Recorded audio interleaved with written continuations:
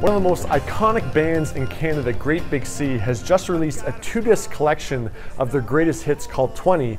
And the band stopped by the studio to talk about their career that has now spanned 2 decades. 20 years, guys. It's been 20 years. Does it feel like it's been that long? It feels like 50 years some days, and other days it feels like 10 days ago that we all got together, you know.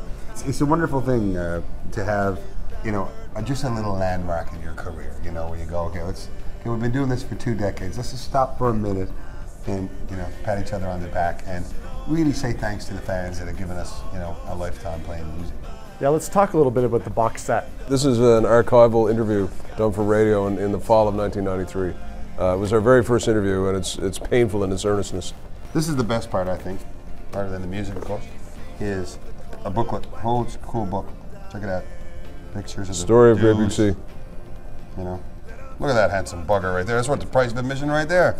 There's a collection of pop songs, folk songs, some B-sides, a DVD of all backstage, private home video. And it also will totally ensure that we'll never get elected to public office. No. So take me back. 1993, you guys are first starting gigs. What was the circumstances of you guys playing? What was the setting like?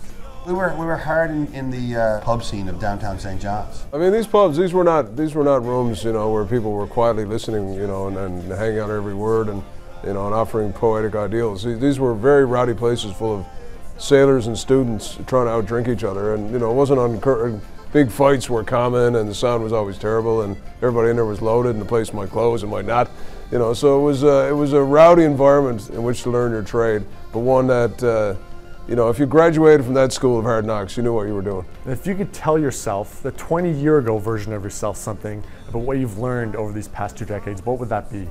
Enjoy it, work as hard as you possibly can for one reason, so you can get to keep doing it. Yeah. I think I would have said get rooms, stop sharing rooms earlier. That would have saved a lot of arguments that, in retrospect. You roomed with me, you said you liked it. Now, the Greatest Hits album is actually split up into pop songs and folk songs, but really the pop songs still have that East Coast feel to it. When you guys got big, did you guys feel a lot of pressure to go with a more traditional mainstream pop sound? No, I mean, I think the guys at Warner Music Canada can be credited for kind of never ever really putting any pressure on us to do anything other than we always wanted to do, you know, and trust me, if we could have figured out a way to have the biggest song in the world, we would have done it, man, I'm telling you right now. I'd have rapped if someone told me it would work. You guys have represented the East Coast music scene on a world stage. How does that feel to be representing the East Coast like that? The thing with the Newfoundland music is it was that we had that a lot of other bands didn't, was authenticity. And this was music we learned as children and hadn't been heard anywhere else in the world. So right off the bat, we had something to show people. It's like, look what we have here. No, you have never heard this before, and I think it's really good. And, you know, we didn't kind of set out to be the ambassadors for Newfoundland, but it's been a pleasure to be people's kind of gateway, I suppose, into the culture.